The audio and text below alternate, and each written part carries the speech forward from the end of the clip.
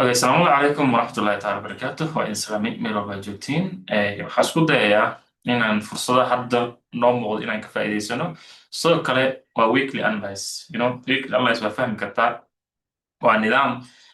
fursada asbuucan qaabkay yihiin iyo nidaamka yihiin inaan uga faa'iidaysano sidoo kale recordka wuu noo duuban yahay haddii aad maqaneed maybe aad gadaal ka imaadid mise oo dhanka chatka ku aragtid youtube-ka mar walbo ayna soo dhigi doonaa sidoo kalena chatkan waxaa noo soo saari doonaa halkan uu noo saardaa intan uu noo saaran yahay so in case oo wax cilada aa aragtid mise codkii uu kusoo gaari waayo mise su-aal aa qabtid halkan ay ugu soo qoraysaa so chatkan xaggaasaan geysanaynaa focuskayga wuxuu ahaan doonaa insha allahu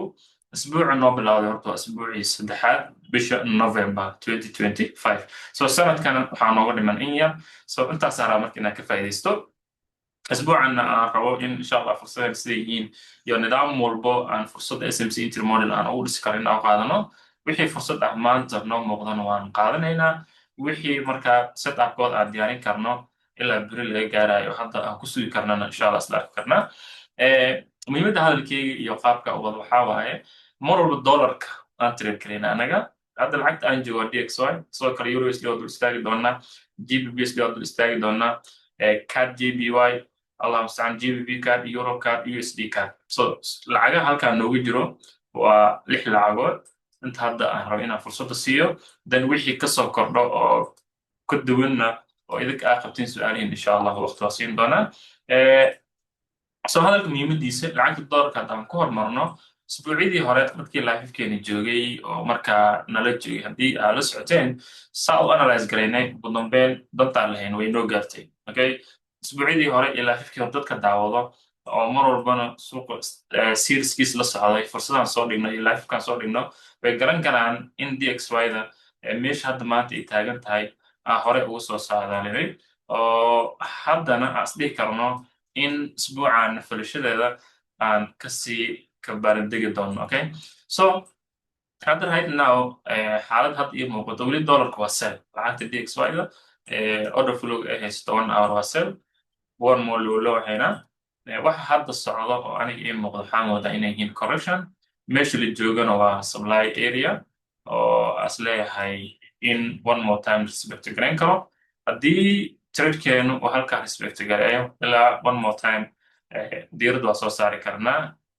ilaa iyo qaybta hoose so marka predictionka noocaas oo kale ma ahan mid anaga fursadda selmas buy ku qaadano laakiin waa aragti suuqa inuu noo aadi karo ilaa meeshaas okay marka dollarka haddii aan saas filshadeena aan siino wax kale aan ku xijin karo marka waxaa waaye lacagta euro usd qaab nooc ugu filin karnaa maadaama dollarka uu yahay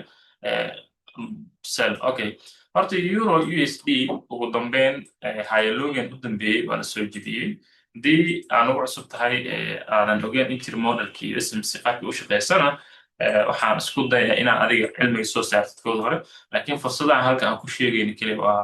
weekly filashada isbuuc waxaan filin karno euro usd ayada xaaladeeda oo maanta sniin ah sida ogtihiin maalin walba life aan soo galnaa so maantaan keliya ku judge garaynaynaa siday yihiin fursadaha okay kuma judge garaynayno wixii soo socda mustaqbalka cid og ma lahan laakiin fursadaha maanta noo muuqda euro usd ugu dambeyn hayalogan oo lasoo jibiyey waxaa noo muuqda waa lowalow haddii laafifkii hore aad soo daawan jirteenna oo nidaam noocaas a waqti soo siiseenna key levelka arabni suuqa in laga soo celi kaasuu ahaa okay kaasas key levelka ugu dambeeyey arab in suuqa laga soo celi kaasuu ahaa waana la geeyey waxa hadda zonka loo soo jiro in la imaan kara ay macquul tahay nagu soo dhowna waa kan priceka nafarayo waxa hadda socdo halkan ka socdana waa impulsive maaha correction so kanadu looloo noo yahay xaggee noqon kartaa supplygeena nifilashiyada waxaan is leeyahay one more time in halkaa lagu laabto oo baahannahay sida ii muuqato correction yaraa la sameeyey correctionkan haddii aan ula degano 5 minuteska ma keli karnaa intermodel su-aashaas waa usoo laabanaya laakiin market order flowga euro usd maxaa naga habboon euro usd keli waxaa naga habboon in aan fursadaheeda sell ku ilaalino maanta xaaladdan la taagan yahay wixii beri kasoo kordhana waan isla arki doonaa marka ilaa zonkan in lasoo buushgalay waa macquul ana waxaan isdhihi lahaa euro USD waxba fursad baa ka raadinin keliya fursaheeda ugu saleysnaan kuwa sela haddii go-aanka uu noqdo in buy aad raadisidna waxaa u baahan tahay in loohaagii u dambeeyey hadda la sameeyey in kor loo jibiyo oo kan u yahay oo hadda noo muuqato oo asiga naftirkiisa aa moodid in uu break of structure inuu sameeyo ay macquul tahay daqiiqadaha nagu soo aadan maadaama candleka hadda furan uu yahay candle ee muujinayo in looloogeeni halkaa noo yaalay inuu one more time course mar hadduu jibin waa uu gudaha soo galno arkayna so mar walba ku xisaabtan in ay meeshaan anytime loohay hadday noqoto full body candle halkaa noogu xirno waxaan raadin karna waa fursado sela okay so euro USD halkaasaa ugu gudbaya aragti ahaanteedii iyo nidaamka aan ka qabo wixii beri kasoo kordho maalmaha nagu soo aadanna waa isla joognaayo oo arki karna okay allahu mustacaan waxaa usii gudbaya GBP USD GBP USD haddii aad la socoteen ayada isbuucii lasoo dhaafay intaan fursad kasoo qaadanaynay waxay u muuqataa aragti ahaan order flowgeeda inuu buy u wareegay okay mar waxaa jirto marka for ku degano in laga soo laabtay imbalancega la buuxiyey then one more time ayaa loo halkaa reject gareeyey uu soo ku sameeyey 4 hour high laakiin uu ku fashilmay bodiga inuu banaanku ku xiro saas darteeda 1 hour confirmation markaa fiirisid waa break of structure sax ah oo meesha noo taashay hadda laakiin waxaa xasuusnaataa tradiga naftirkiisa after markuu ahaa in naftirkiisa halkaa laga soo sameeyey change of character ay labadanba uu kana noo ahaa loolo uu kana loolo noo ahaa so halkan marka hadda waxaan ka muujin karnaa in loohaygan u dambeeyey uu ka ahaa dan asigiina la sameeyey high waxa hadda aan ka qaadan karno GBP-ka ayada waa buy euro USD saan kasoo aragnay fursadeeda salay ahaayeen laakiin GBP USD waxay noo tilmaamaysaa inay tahay mid markaa allahu mustacaan inay fursadeeda buy noqon karaan okay meesha ay correctionkan hadda ka diyaarisayna already saaka dad intiri ka qaatay way jiraan oo ila soo wadaagay laakiin ani ahaan hadda weli intiri maanan ka qaadanin that's why ani subaxa isniin ma trade gareeyo fursadeeda ugu badan waxaan qaataa New York session galabihii isniin galab talaado arbaca khamiis ilaa iyo jamaa so correctionkan haddaan dul istaagno oo euro USD na u laaban doona inaan fursad ka heli karno laakiin correctionka markaan dul istaago keliya trade asaaka halkaa ka dhashay oo aa moodid intrigiis ugu horeeyey inuu bixiyey jimca galab no halkaas ahayd equalkaaga markuu ka equal kuu diyaariyey kanna shiftu ahaa oo manipulationkii kor u qaaday okay then intrigaaga saxda ahayd jimca galab haddaa tradekan furtay maybe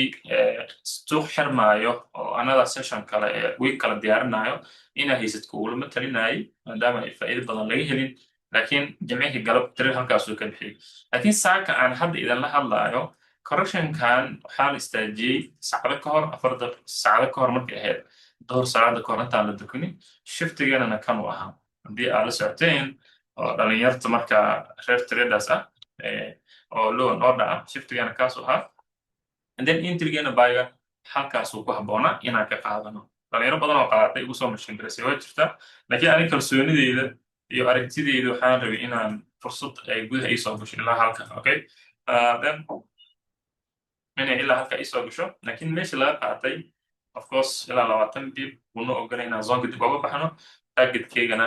ilaa haagaas laakiin hal sabab darteeda ayaan fursaddan aniga u qaadanin keliya aan rajayna expectationkeygana u ahaa inay zonka soo buush garayso kadib fursaddaa buyga saa u qaadano laakiin qofkii jimcaha qaatay maybe hadda already targetkiisa wuu haystaa oo TB1kiisii ahaa oo ugu yaraan wuxuuna ka helay hadii ilaa iyo 60 bib waa trade aad u qurux badan laakiin hadda la isbuuc maadaama uu bilow noo yahay wax aan markaa aan iskugu murjino ma lahan we have to inaan patient muujino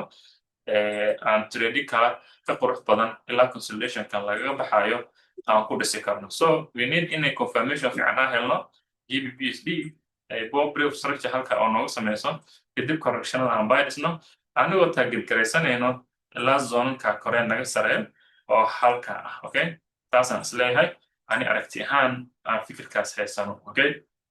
so taasina marka mid walban order flowgeed inaad ku xishmaysidaa wanaagsan ani ahaan mid walba oo siday u dhaqantay inaad ula dhaqantay so haddaan euro USD marka aan fiirino maxaa fikirkeyga ayaga sell ka dhigay oo GBP USD na buy ka dhigay order flow ka dhigay. So aniga expectationkeena iyo jecelkeena kuma qasbayno inay euros iyo gbs isku jiha ahaadaan, laakiin waxaan ognahay maskax ahaan in time frameka guud ay saameyn isku leeyihiin, ay macquul noqon karto inay isku jiha noqdaan marmar. So haddii ay jihada kala bedelaan, iyo just inaan mid walbana nidaamkeeda aan ku qaadano. Okay. So euro usd marka maadaama gbsd fursadeeda anaga aan hadda wax fursad aan noogu soo dhaweyn, oo as dhihi karno hadda inaan ka qaadano fursaddii ugu dambeysay ee jimcaha noqotay, ana waxaan dhihi lahaa euro usd aan fursad sell ah oo aan ka raadino ilaa one more time hadday zonkan kusoo laabato oo correction fiican ay noo soo dhisno, fursada sell aan ka raadino. Okay, fursad in sell la qaato mas in buy la qaato, ogow nidaam system ay ku dhisan tahay, ee maaha meelkii level ma support iyo supply zone laga qaato. Entry modelkii saxda ahaa waa in shuruudo ay noo buuxsaa, kadib unbaa tradekaa dhisi karnaa, laakiin waxaada trade noo soo dhow labadaani iima muuqdaan. Okay, so lacagaha jabaniiska u gudbaya jby-da, aan is leeyahay haddii ayagana ay fursad noogu soo dhow yihiin bal aan isla eegno. Okay, ka jby lacagtan horta oo jabaniis yan ugu badan, lacagahan waa lacagaha asian sessionka volatile fiican leh, iyo xilliyada maadaama new york session lagu jiro volatile bixiyaan. ani aragti ahaan horta trendig order flow waa buy, ayaloga ugu dambeeyay waa kaas oo dhimaanka wax lasoo buuxiyey oo rejectionkan loo sameeyey jimcihii laififkii horena aan kaga hadalnay ahayd in imbalance lasoo buuxin doono maadaama uu kan distribution phase halkaa ka galay. Selka expectationkiis jimcihii ilaa khamiistii waa laififkii hore aan kaga hadalnay haddii ay joogteynaysay laififka. waxa hadda ii muuqdan waxaa waay keliya in structure shift oo halkaa ka dhacay oo correctionkii guud soo daadanayay labada ka dhalo selka ahaa in ugu dambeyn la istaajiyey. aragti ahaan xalay daraan waan ka wada hadalnay isbuucii hore, haddii marka low time frameka u degatid kana waxaa kugu beegmaya marka equalkaaga liquidityga, kana shiftiga kuu noqonaya. laakiin hadda waxaa moodaa soo laabadkii expectationkeenu ahaa rajadan inuu halkaa lagu soo laabto kadib abay qaadano ma dhicin. suuqii wuxuu sii raaciyey wax loo yaqaano another break of structure kale oo internal 5 minute ah. So taas waxaan dhihi karnaa marka halkani waxaan ka sugnaa waa scenario 2 in one more time uu tradekan halkan kusoo laabto si aan fursadda buy halka oo qaadano. anta hadda loo jiro in buyga la qaatana maybe waqti yara u baahannahay ilaa iyo caawa, maybe new york session hadday furantay ilaa ay ka xirmayso waqti noocaas inaan siino. order flow guudna kjby aragtideyda waa inaa un fursadeeda buy ku ilaalisaa. wax sell ah oo hadda aan ka raadin karno nooma muuqdo marka reer smc tahay. I don't know strategiyadii kale naga kala aragti duwan waa haysan kartaa, laakiin haddii loo fiiro kjby waxa u baahannahay waa soo laabasho. taasi ayaa hadda naga xigto in fursadda buy aan qaadano, laakiin wixii shuruud ahaa 90% way noo diyaarsan tahay. soo laabadka yar haddaa helnana waa qaadanana. So sawirada noocan oo kale oo fursado saan usoo dhow sida ogtiin waxaan ku dirnaa qaybta discordkeena. discordka qayb waxaa leenahay fursadaha dhalinyarta ay si maalinla usoo dhigaan, general qof walba ka dhexeeya. qaybta member chatka ayaan idinku share garaynayaa. so in case ay fursadda kjby ay intriga bixiso anigana waa soo diraya, idinkana ka warhay insha allah. allahu mustacaan. taasi iyo ayaa noo ballan. Okay, so haddaa ayada hore usii wato, so kjby xaalkeeda waa saas. ayada iyo nidaamka usd jby oo hadda aan isbuuci hore akiliya gareey aysan igu jirin inaan hadda kusoo daro. ayada iyo usd jby isku analyze waayo, isku nidaama loo fiiriyaa. ayadan waan ku xijinaynaa maadaama kjby ay isku scenario yihiin. okay, haddaa xasuusatiin tradekan jimcihii ayuu ahaa aad u qurux badan. so haddaan keliya gareeyo si toos ah order flowga ugu muhiimsan wax walboo la fiiriyo sida ii muuqato ayadana waa lamid. okay, haddaa xasuusatiin time frameka guud lacagtani waa buy. okay, then hayaloga ugu dambeeya kaasuu ahaa isagaa lasoo taagirgaraystay ilaa halkaasi. then dhaqaaqa lagu imaaday waa awood sell ah, correctionka la rabay inaa waqti siino kan ayuu ahaa. then markaa low time frame u degatid 5 minute oo kale ugu dambeyn shiftigiis selka badnaana soo daadiyey waa la jibiyey. waxaa u baahannahay markaa haddii shiftiga la qaaday wax liquidity ama hayno in confirmation kale ah inaan liquidity ku diyaarino kadib uu noo soo laabto oo halka ruusiga ka aragno kadib fursadda waa qaadan karnaa. laakiin waxaa xasuusnaataa meesha hadda la joogo lacagta la yiraahdo USD JPY waa key level aad u sareeya so marka waa inaad muujisaan respect oo ah in suuqu anytime halkaa uu ka reject garayn karo taasi waa inaad waqti siisa okay so 1 hour hadda u degano asaga mar walba fikirka siinaa asaga ahaan waxba ma ka qabno fursihiis waa buy selna nooma muuqato laakiin laynkan gaduudan dartiisa mar walba waxaa filataan in anytime suuqan sel loo soo furi karo oo si marka fursadaha hoos rejectionka loo qaabilo okay wax fursada hadda aan ka qaadan karno iyo muuqdana aniga ma jiraan oo ahayn fursad buy ah inaan la jirsado laakiin ayada naftarkeeda shuruudihii iyo rulsigii waxba iima muuqdaan so I have to more confirmation kale inaan helo si aan fursadda u qaato taasi waa aragti ahaanteyda iyo qaabka iila muuqato inaan allah mustacaan aan waqti siino okay marka naga structure shiftiga ayno waa u jeedaa laakiin wax liquidity iyo order flow aan ku qaadan lahayn oo shuuqa inaan buy u qaadan siin lahaa ma yaalan laakiin card JPY markaa fiirisid shuruudaha waxaa moodaa inay ka shuruudowdahay lacagta USD JPY so waxaa u laabanaa marka labada Canadian-ta GBP card iyo Euro card GBP card iyadan saa la socotiin isbuucyadii hore oo isbuucii hore lasoo dhaafay fursado aad u qurux badan aan ka qaadanay ilaa halkaa ahaa oo 100 iyo dhowr dhiibna siiyey isbuucii lasoo dhaafay haddaa xasuusatiin waxaan qaadanay almost fursad 7 then waxaan khasaaranay waxaan ka faa'iidaysanay waa 5 aad u qurux badnaayeen laban waa miskaraynay oo waa ka baaqanay so kaasi waa dhimaankaaga ayuu ahaa GBP kanna fikirka aaminsanahay waa kaas in la qaadi doono xaqigaa sare oo laga soo daatay kan hadda soo daatay halka u soo daatayna waa correction waxaa moodaa maadaama GBP hay xagga entry ka bixisay in halkaa GBP kan ay xataa entry ku jiray okay haddaa si fiican u fiirsinna any rules oo GBP sida ku soo aragtay GBP kan way la qabtay jimcihii laakiin maadaama hadda isniin ay tahay usbuuc cusub uu noo dhashay ma aanan hayno fursad aan qaadan karno so kaas equalkaaga ayuu ahaa hadii aa la socotay suuqani kanna wuxuu ku ahaa structure shiftigaagii midkaa greenka dheerka ah then waxaa rabnay in halkaa lagu soo laabto okay soo laabashadii fursadaada baayiga isla galab jimca ay halkaa lagaa siiyey sida kuu muuqato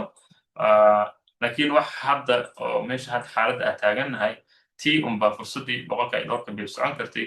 unbaa hadda life ah okay oo ilaa hadda ayad unbaa socoto waxaana moodaa targetka in loo jiro boqolkiiba 50 weli aanan la gaarin laakiinse meel hadda aan buy misal ah ka qaadan karno ma hayn haddii entry aa kasoo baaqatay so waxaa u baahannahay another correction kale si aan scenario 2 aa ugu helno kadib targetkeena ku salaysnaan doona fursadahan inay buy ahaadaan okay taasi waa xaalka GBP card waxaa ka raadisan waa buy un so wax fursad sell ah meesha ma yaalaan anigana aragtideeda waa wixii kasoo kordho entry model ah halkaa kasoo gudbaanaado waa wada joognaa isbuuc cusub aa noo bilowday 30 khamiis so euro card ayada haddaad dul istaagno ayadan weli horta correction ay wadaan okay wax la sameeyey haddaa xasuusatiin sida lamid ah GBP card antila oo qaadanay ilaa boqolkaa biibna isbuucii horaan qabanay aad u qurux badnaayeen so waxaan hayno structurekan horaa la qaaday waxa hadda socdana oo halkaas sii socdo waa un correction meesha la rabo in lasoo buuxiyana waa dhimaankan oo imbalance ay wata daa lower time frame kula degano ayadaa horta xoogaho GBP card quality ka leh laakiin waxaan u baahannahay confirmation ah maadaama equalkan uu kan yahay in shift la sameeyo raaqii equalkan qaaday waxaan moodaa in shift la sameeyey xataa oo halkaa shift uu ka dhacay dan soo laabadka un inuu kan ahaa fursadaada baayiga ku qaadan kartay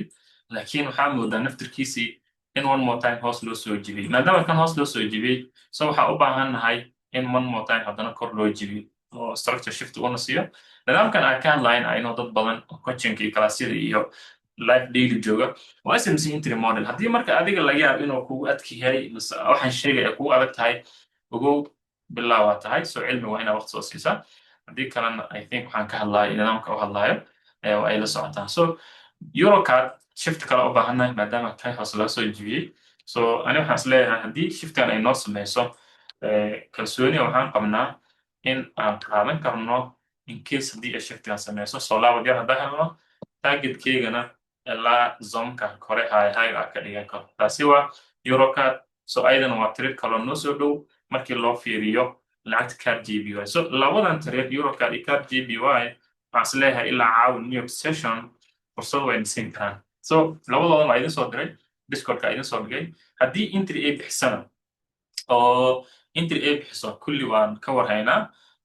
meelna nagama jiraan. So haddii wax su'aal ah ay jirto oo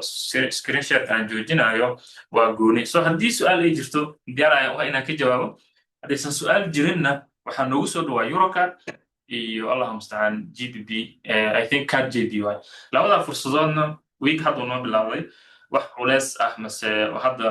as leeyahay ma jirto aan pressure isku saarno inaan patient muujino aan dulqaadkaas muujino kadib fursadaas sidooda aan ku qaabilno. Okay, so haddii USD card aan ku daro oo iidana hadda noo dhiman aan USD card waxaan dhihi lahaa aragtidayda iyo qaabka aan u sharxay waa ka booday horta xaalad ahaan. So one more time aan ku laabanaya horta USD card xaaladeeda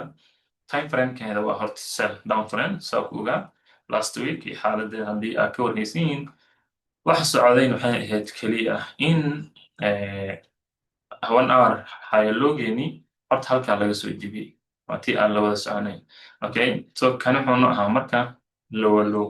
Okay, kan wuxuu ahaa lower low then another bit of structure la sameeyey automatic kan wuxuu noo yahay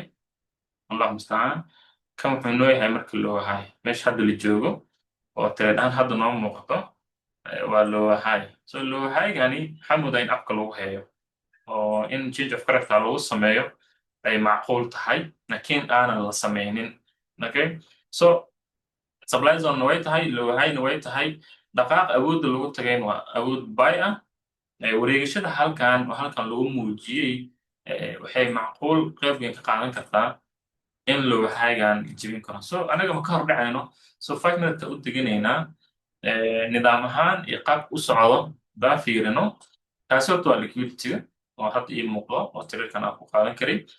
manipulation keygana waa kaas. Okay, so kaasada manipulation sameeyey marka structure shifta u baahnaa already wuu ii dhahay tirarkan saaka analyze kariyey waa mid aan rabo inaan idin la wadaago. That's the final as leeyahay waa ka faa'iidaysan kartiin asagii marka waxaa moodaa in horta intii la siiyey oo waa jimcihii la siiyey galab haddaa xasuusto ilaa wuxuu daatay wax 20 bib ah miya ya 20 bib uu daatay continuation muusan sameynin marka jimcihii ilaa maanta subax oo Asian session xalay ahayd ilaa New York session regionkaas uu ku jira horta. Okay, regionkaas uu ku jira maybe ma dhihi karnaa entry kaluu na siiyey oo halkaa ku soo laabtay. Okay, kaasi hadduu entry yahay haddana meesha hadda la joogan waa entry kan so already meeshan waxaa garan kartaa in liquidity already ay noqotay dhowr high ay iskugu tageen oo kano high ah kano high ah kano high ah so ay macquul tahay anytime in la manipulate garan karo saas darteed change of character ku dhici karto haddii ay macquul tahay. Okay, so si aysan saas ay noogu dhicin we need inuu suuq one more time 5 minute low noo sameeyo halkaa kasoo hoos maro haddiiba fursad sell ah aan rajo ka leenahay USD kan أنا waxaan aaminsanahay kan ha noo jibiyo kadib soo laabadka dhexdan oo kale meelahan oo kale ah sel waa ka qaadan karnaa aniga fikirkeyga saasaan qabaa laakiin order rules iyo nidaamka jimcihii ayuu entry bixiyey wax 20 bii uu dhaqaaqay saak wuu soo laabtay wuu yara daatay wuu soo laabtay so meesha wax ka dhacay waxaa waaye accumulation phase maybe hadda u taqaaniin in suuqu uu u malaynaa boqolkiiba 90 kalsoonideeda aan siin karo in haloohaagan la qaadi doono si markaa imbalanceida naga koreeyo oo 4 hourka laga soo daatay ilaa coloshan zonkan dhan si loo buuxiyo taasi waa aragti ahaan aniga hadda ii muuqato laakiin go-aanka kama hordhacayno inuu jibiyo uu loohaagan qaado ayaan ka sugaynaa. Okay, hadduu sameyn waayo waa in candlekan hoos loo soo jibiya one more time shift lasoo sameeya kadib rejectionkaas sell waa soo qaadan karnaa. So labada option aa noo banaan so accumulation phase-kan ha laga baxo rejinkaas mise sida u taqaanid ha laga baxo kadib ayaan go-aan sax ah ka gaari karnaa USD kan labada lacagood markaan hadda aan rabo inaa waqti siisid waa Eurocard oo as leeyahay ilaa 5 minute kan waa macquul ilaa caawa waa la qaadi karaa haddii marka 5 minute kaas la qaadin waxaad bay u qaato ku khaldan tahay waxaa macquul ah suuqa inuu sii daato oo weli hoos u sii socdo si aysan taas kuugu dhicin marka confirmation kan raadi waxaa kuu soo haray card JPY soo laabadkan raadi kadib fursadda baa ka qaado. I think I'm good inta in la eg haddii aan sharxay. Wixii haddii horey noogu soo gaartay waa gooni, haddii hadda life gadaal ka soo gaartay inuu duuban yahay YouTube-kan kusoo dhigaa isla galabta ayagana waqtisi insha allah. Sidoo kale Discord haddaa joogtid live-afka galab walbo haddii aadan kasoo gaareen inkastoo sanadkan inta ka dhiman dhan aan sidaa ku wadi doono wixii sanadka ka dambeyn insha allah waxaan arki doonaa how to handle. Laakiin qaybta YouTube-kan waa ka daawan kartaa waa Discord-ka markaad joogtid ah. haddii kalena YouTube-ka si toos ah uga daawan kartaa. So aniga muhiimadeyda iyo hadalkayga iyo intaa ula jeeday I think dantaas ay ahayd. waxaan idin leeyahay aad u mahadsantihiin intii live-ka hadda joogtay. intii kale oo is leeyahayna su-aal waa haysatiin. I think su-aalihiin inaa waqti siiyo aadan waan siin karaa. haddii kale ay jirinna daily expectationka aan haysto waxaa waaye isbuuc cusbaan noo bilowday. So isbuucaasi inay siistaa uga faa'iidaysano. wax kaloo hadda noo dhiman waxaa waaye isbuuc waa bilow, so waa inaad focus ahaataa. wax kaloo hadda aan is leeyahay ku dhibi doono mala. laakiin haddii aadan aqoonin weli xoogahoo interview aadan aqoonin kalsooni daro ku hayso backtesting badan sameey, istaraatiijiyad kalsoonida soo dhis, journal soo sameey, naftaada waqti soo sii. levelkan ee dhalinyarta waxaan ka hadlayn ay fahansiin markaa soo istaagtid wax kaloo ku horaya waxaa waye inaad live ka imaadid galab walbo. sidoo kalena aad waqti siisid. yarka video notion link noo soo dhig waa kaa sugaynaa leh insha allah waa soo dhigaya. So maxaa kale su-aal kale haddii jirto I'm ready. idinkan aad u mahadsantihiin. galab walbo 12 sacna halkana noo balana. sababtoo maanta wax fursad amaanan helin micnaheeda maaha inaan fursad weynay, just berri si life inaan u qaadan waa macquul. So waa inaad si joogta usoo xaadirta daarti inaad 5 tire 6 tire soo socota isbuucan baa galab inaad qaadato daartid. marka focuskayga iyo nidaamkayga insha allah meeshaan ka wada doonaa. wax keliya noo balanaya waxaa waa isbuucii 5 tire ilaa 6 tire inaan ka gaarsiino. bishiina 22 25 tire 18 tire bis celcelis win rate 70% 80% si life ah. laakiin tirirka tusaalaan haddii halkan aa soo dhigay oo adigana aa maqan tahay tirirkan shuruudii uu buuxiyey aadan ka wareynin anaa si life u soo dhigaya saqaab entry. okay, so SMC entry model and low and order farqi ma u dhexeeya mayo, it's just the same way. shuruudaha nidaamka ku dhisno waa on same. SMC is SMC, nidaam kale ma lahan. wax kaloo markaa haddana aan ku darsanay ma lahan. su-aalihiinana I think waxaa u malaynaya inay iska yar yihiin. so halkaasaan ku dhammaynaya. dii wax kale ay jiraanna I'm ready inaan ka jawaabo. wixii kaloo marka halkan ka duwan oo sheekaysi ah waxaa noo furo Discord-keena. laakiin fursadihii galabta aan analyze garaynay waa Eurocard iyo Card JPY labadaa ka warhay. adna aad u mahadsan tahay waqtigiina quruxda badan saasaa iyo waqtigiina saasaa noo badan leh. asalaamu calaykum waraxmatullahi wabarakatu.